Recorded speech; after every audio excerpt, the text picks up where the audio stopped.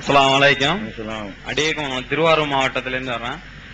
அது சிறுக்கு வைக்கிற இமாமை பின்பற்றி தொழக்கூடாது என்று சொல்கிறேன். ஆனா ஜமாத்து தொழுகை எவ்வளவு மார்க்கம் வலியுறுத்துது, 27 மடங்கு நன்மை ஜமாத்தோட தொழுதா.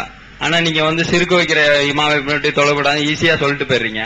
இதனால பெத்த தாய் தாப்பனுக்கு ஜனாசா தொழுகையில கூட கலந்து கொள்ள முடியாம இருக்குது.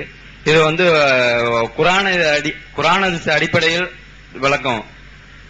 அதாவது பேர் செய்யது மெய்தி ஜமாத்தாக தொழுகிற தொழுகை தனியாக தொழுகிற தொழுகையை விட 27 மடங்கு சிறப்புக்கு உகந்தது என்று நபிகள் நாயகம் ஸல்லல்லாஹு அலைஹி வஸல்லம் சொல்லியிருக்கிறார்கள். உண்மை, ஹதீஸ் இருக்கு, ஆதாரப்பூர்வமான ஹதீஸ் இருக்கு. 25 மடங்கு இருக்குது, 23 இருக்குது, 27 இருக்குது.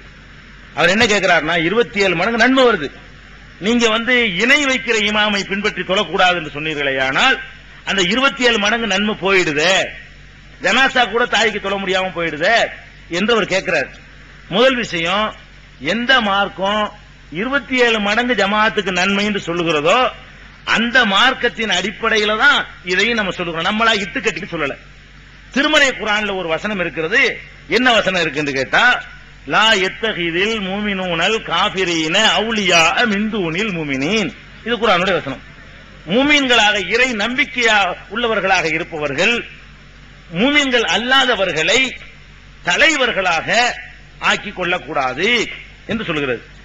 இந்த தலைமையிலேயே சிறந்த தலைமை எதுன்னு கேட்டா தொழுகையில் வைக்கிற தலைமை தான். தொழுகை தலைமை எல்லாத்திலும் சிறந்தது. ரசூல் ஸல்லல்லாஹு அலைஹி வஸல்லத்துக்கு பிறகு அபூபக்கர் ஆட்சி தலைவரை வந்தாங்களே, ஆட்சி தலைவர் ரசூல் அறிவிச்சிட்டுலாம் போகல, தொழுகையில் அவர் அடுத்து தலைவராக்கி காட்டினாங்க. அவங்க இருக்கும் பொழுதே அபூபக்கர் தொழுவிப்பாரு. ரசூல் ஸல்லல்லாஹு அலைஹி வஸல்லம் இல்லாட்டி அந்த இடத்தை யார் நிறைவு செய்வா? அபூபக்கர் நிறைவு செய்வார். ரசூல் ஸல்லல்லாஹு அலைஹி வஸல்லம் கடைசி காலத்துல அபூபக்கரை கூப்பிட்டு தொழுகை சொல்லுவாங்க. ரசூல் ஸல்லல்லாஹு அலைஹி வஸல்லம் இறந்து போன பிறகு யார தலைவரா தேர்ந்தெடுக்கலாம்னு சண்டை வரும் பொழுது எதை வச்சு முடிவுக்கு வர்றாங்க? ரசூல் ஸல்லல்லாஹு அலைஹி வஸல்லம் தொழுகையில் நிப்பாட்டி காட்டிருக்காங்கல்ல, தீனுக்கே தலைமை ஆக்கி இருக்கிறாங்கல்ல, ஏன் நம்ம அவரை ஜனாதிபதி ஏத்துக்க கூடாது அப்படின்னு சொல்லிதான் அந்த மக்கள் அபூபக்கரை ஜனாதிபதியா ஏத்துக்கிட்டாங்க. அப்ப அல்லாஹ் மூமின்கள் மூமின்களைத்தான் தலைமை ஏற்று பின்னாடி செல்ல வேண்டும் என்று சொல்கிறான். இது மற்ற காரியங்களை விட வணக்க வழிபாடுகளுக்கு முக்கியமா பொருந்துமா பொருந்தாதான்? குர்ஆனுடைய வசனம். அல்லாஹ் தான் சொல்றான். அவன் எப்ப அபூ ஜஹில் அபூ லஹபுடைய கொள்கையை ஒருத்தன் கொண்டிருக்கிறானோ அவனுக்கு பின்னாடி நீங்க எப்படி போய் செய்வீங்க? எப்படி உங்களுடைய இபாதத்தை வச்சுக்கிற முடியும்? அல்லாஹ் தானே கட்டளையிடுறான். அப்ப இந்த வசனம் என்ன சொல்லுதுன்னா, மூமின்கள் மூமின்களைத்தான் தலைமைக்கு வைத்துக் கொள்ள வேண்டும். இதுதான் உத்தரவு. இதுல அரசியல் தலைமையும் வரும், ஆன்மீக தலைமை வணக்க வழிபாட்டு தலைமை வரும் என்று நாங்கள் கருதுகிறோம். வரலன்னு நீங்க நினைச்சீங்கன்னா உங்களுக்கு அல்லாஹ்வுக்குள்ள விஷயம். ஜனாசா தொழுகை கூட தாய்க்கு தொழ முடியும், தனியா தொழுதுட்டு போங்களேன். ரசூலுல்லாஹ்க்கு ஜமாத்தவா ஜனாசா தொழுகை நடந்துச்சு? ரசூல் ஸல்லல்லாஹு அலைஹி வஸல்லம் இறந்து போனாங்களே, ஜமாத்தவா எல்லாரும் ஜனாசா தொழுகை நடத்தினாங்க? இல்ல, தனித்தனியா நடத்திக்கலாம். அப்ப அந்த மாதிரி சரியான இமாம் தொழுவிக்கலன்னு சொன்னா நீங்க தனியா ஜனாசா தொழுகை நடத்தலாம். ஜனாசா தொழுகை ஜமாத்து கட்டாயம் எல்லாம் கிடையாது.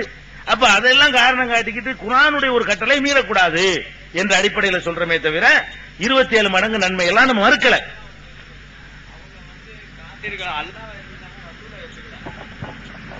அவங்க அல்லாஹ்வை ஏத்துக்கிட்டாங்க, ரசூலை ஏத்துக்கல. ஆனா மக்கத்து காஃபிர்கள். ஆனா இப்ப இருக்கிறவங்க அல்லாஹ்வை ரசூலும் ஏத்துக்கிறாங்க. ஆனா நீங்க அல்லாஹ் ரசூலை ஏத்திருக்கும் போது அவங்க எப்படி நீங்க காஃபிர்னு எப்படி சொல்லலாம்? அவங்கள பின்பற்றி எப்படி தொழக்கூடாதுன்னு நீங்க எப்படி சொல்லலாம்? ரசூலை ஏத்துக்கிறதுக்கும் ஷிர்க்குக்கும் சம்பந்தமே கிடையாது. அல்லாஹ்வை ஏத்துக்கிறதெல்லாம் ஷிர்க்கு வரும். ரசூலை ஏத்துக்கிறது தான் முக்கியம் இல்ல. அது ஈமான ஷிர்க்குக்கு உள்ள குற்றத்துல வந்துடாது. ஃபர்ஸ்ட் விஷயம் அல்லாஹ்வை ஏத்துக்கணும். இருங்க செல்ல கபர் வணக்கம், பெரியார் வணக்கம் எல்லாம் தான் வரும், சிலை வணக்கம் மட்டும் கிடையாது. யகூதிகள் இருந்தாங்களே, யாரை வணங்குனாங்க? யகூதிகள் இருந்தாங்களே, சிலை வணங்கல. அவங்க நபிமார்களை வணங்கினாங்க அதிகம் சொல்லுது. நபிமார்களை தான் தங்களுடைய வழிபாட்டுக்குரியவர்களாக வணங்கினாங்களே தவிர சிலையை வணங்கல. அப்ப நபிமார்களை வழிபாட்டுக்குரிய வணங்கினவர்களை நீங்கள் மூமின்கள் ஒத்துக்கிறீங்களா? அவங்க ரசூலையும் கூட முகமது தான் ஏத்துக்கல, மூசாவை ஏத்துக்கிட்டாங்க. அவங்க யகூதிகள் ஈசாவை ஏத்துக்கிட்டாங்க, நசாராக்கள் அல்லாஹ்வையும் ஏத்துக்கிட்டாங்க, ரசூலையும் ஏத்துக்கிட்டாங்க. அதே நேரத்தில் நபிமார்களை வணங்கிட்டாங்க. இப்ப அவர்களை என்ன ஜட்ஜ்மெண்ட் பண்ணுவீங்க? நசாராக்களை பற்றி உங்களுடைய அபிப்பிராயம் என்ன? சிலையை வணங்கல, அப்படி அல்லாஹ்வும் சொல்லவே இல்லை, யகூதிகளும் அப்படி சொல்லல. யகூதிகளை பற்றி ரசூலுல்லாஹ் என்ன சொல்றாங்க? லானல்லாஹுல் யஹூத வன் நஸாரா இத்தகது குபூர் அன்பியாஹி மசாஜித். நபிமார்களுடைய அடக்க ஸ்தலங்களை வணக்க ஸ்தலங்களாக ஆக்கினார்கள். இப்படிதான் ரசூலுல்லாஹ் சொல்றாங்க. புகாரில இருக்கு ஹதீஸ். அப்ப நபிமார்களுடைய அடக்கஸ்தலங்களை வணக்கஸ்தலங்களாக்குனாங்களே தவிர சிலையை வணங்கல. அவர்களை நம்ம நீங்க இந்த லிஸ்ட்ல சேர்த்துக்கிறீங்களா? சேர்த்துக்கிற மாட்டீங்களா? சிலையை வணங்கலதான். அப்ப எதை வணங்குறீங்க? அல்லாஹ் விட்டுட்டாலும் முடிஞ்சு வச்சுக்காத. அல்லாஹ் விட்டுட்டு எதை வணங்கினாலும் ஒண்ணுதான். உசுரோட உள்ள வணங்குறதும் அல்லாவுக்கு ஒண்ணுதான், இறந்து போன ஆளை வணங்கினாலும் அல்லாவுக்கு ஒண்ணுதான், சிலையை வணங்கினாலும் அவனை விட்டுட்டா முடிஞ்சு வச்சுக்காத. அதான் அதுல அளவுகள்.